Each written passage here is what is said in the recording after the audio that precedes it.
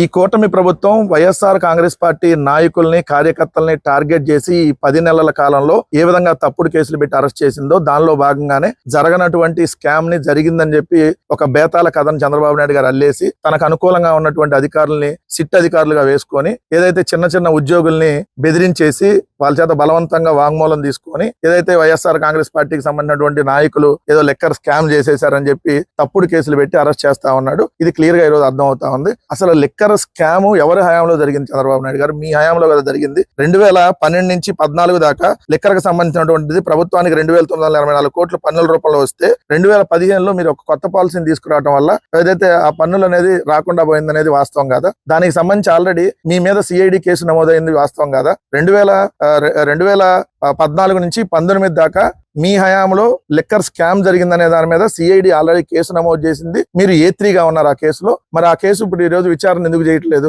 A3 గా చంద్రబాబు నాయుడు గారు liquor scam లో A3 గా ఉన్నటువంటి చంద్రబాబు నాయుడు గారి మీద ముందు కదా విచారణ చేపట్టాల్సింది. సో అట్లానే ఇప్పుడు అధికారంలోకి వచ్చిన తర్వాత కూడా మళ్ళీ మీరు ఈ రోజు లెక్కర్ కి సంబంధించిన దాన్ని ప్రైవేట్ వాళ్ళకి అప్పచెప్పేసి 14% మార్జిన్ ని పెంచి ఏదైతే 3000 కోట్ల రూపాయలు రాష్ట్ర ప్రభుత్వానికి వచ్చేది రానికుండా చేశారు అనేది ఆల్రెడీ ఎక్సైజ్ వర్గాలు చెప్పినటువంటిది. మరి 3000 కోట్ల రూపాయలు మరి ఎవరి జేబుల్లోకి వెళ్తున్నాయి? ఆ జేబుల్లో నుంచి మీ జేబుల్లోకి ఎంత వస్తున్నాయి? ఇప్పుడు కదా స్కామ్ జరిగినట్టు. సో 2014 to 19 అలానే ఇప్పుడు 24 మొన్న మీరు అక్టోబర్ లో తీసుకొచ్చిన పాలసీ నుంచి ఇప్పటి వరకు లెక్కర్ లో స్కామ్ జరిగింది. వైఎస్ఆర్ కాంగ్రెస్ పార్టీ హయాంలో ఎక్కడ స్కామ్ జరగలేదు. ఎందుకంటే వైఎస్ఆర్ కాంగ్రెస్ పార్టీ ప్రభుత్వం వచ్చిన తర్వాత లెక్కర్ పాలసీని ప్రభుత్వమే చేపట్టి ప్రభుత్వమే మద్యం దుకాణాలు నిర్వహించింది. ఏదైతే ట్రాన్స్పరెంట్ గా నిర్వహించో ఆల్రెడీ కాంపిటీషన్ ఆఫ్ ఇండియాలో మీరు ఆల్రెడీ మీకు సంబంధించినటువంటి వ్యక్తుల చేత మీరు కేసు వేపిస్తే కూడా ఆ కేసు కూడా ఆ రోజు వీగిపోయింది. ఎందుకంటే వైఎస్ఆర్ కాంగ్రెస్ పార్టీ ప్రభుత్వం చాలా ట్రాన్స్పరెంట్ గా వ్యవహరించింది లెక్కర్ లో అనేది తెలుసు. మీరు అంటున్నారు నాణ్యమైనటువంటి ఏదో బ్రాండ్లు తీసుకురాలేదు అని. ఎవరు బ్రాండ్లు? మేము ఒక కొత్త బ్రాండ్ కూడా తీసుకురాలా. మీరు బూమ్ మీరు తెచ్చింది. ఏదైతే మీరన్న ప్రెసిడెంట్ మెడల్ మీరు తెచ్చింది, గవర్నర్ రిజర్వ్ మీరు తెచ్చింది. ఈ రోజు ఇంకా చీప్ బ్రాండుల్ని తీసుకొని వచ్చింది మీరే కదా.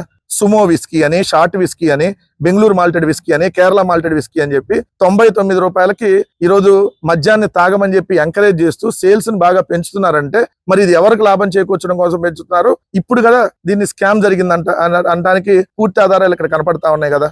ఏదైతే విచ్చలవిడిగా బెల్ట్ షాపులు, ఏదైతే మద్యం దుకాణాలకు సంబంధించిన టెండర్లో మీరు చేసినటువంటి గోల్మాల్లు, ఇవన్నీ చూసిన తర్వాత లెక్కర్ లో స్కామ్ మీ హయాంలో జరిగింది, వైఎస్ఆర్ కాంగ్రెస్ పార్టీ హయాంలో జరగలేదనేది స్పష్టంగా కనపడతా ఉంది. రాజకీయ ప్రత్యర్థుల్ని టార్గెట్ చేసే దాంట్లో భాగంగా వైఎస్ఆర్ కాంగ్రెస్ పార్టీ నాయకులు వేధించేటటువంటి వాళ్ళలో భాగంగానే లెక్కర్కు సంబంధించి స్కామ్ జరిగిందని ఆరోపణలు చేస్తూ తప్పుడు కేసులు పెట్టారనేది మాత్రం మరోసారి ఈరోజు స్పష్టంగా కనపడతా ఉంది.